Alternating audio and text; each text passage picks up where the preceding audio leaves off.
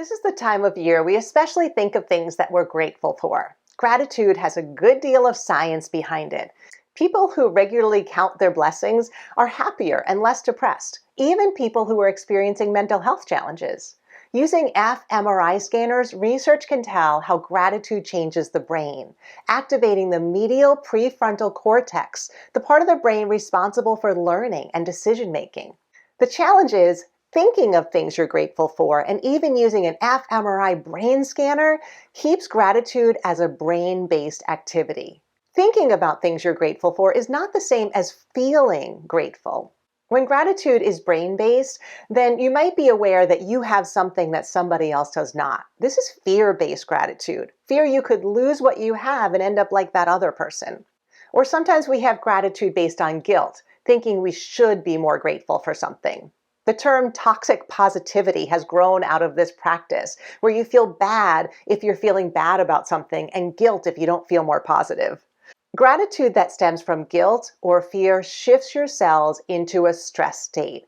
All types of gratitude change your body, but brain-based gratitude keeps you from recognizing those subtle but pivotal differences in these ways of practicing gratitude.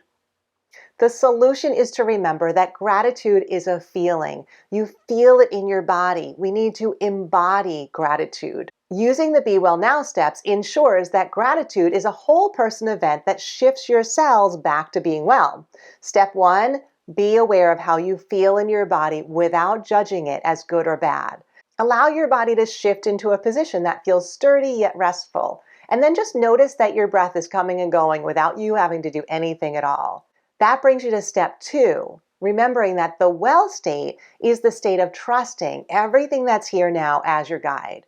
So shift your attention to your center, where you know in your gut and in your heart brain what is most important to you right now. Just notice what you know here.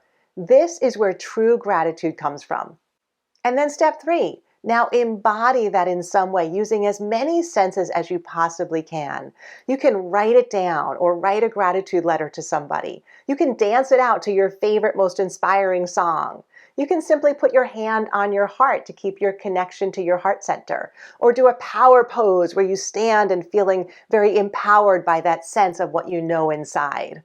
Doing this keeps you aware of the feeling of gratitude. So it's more than a thought, it's a whole person awareness. And this is gratitude that enhances your whole person health in a way that ripples out to the people around you.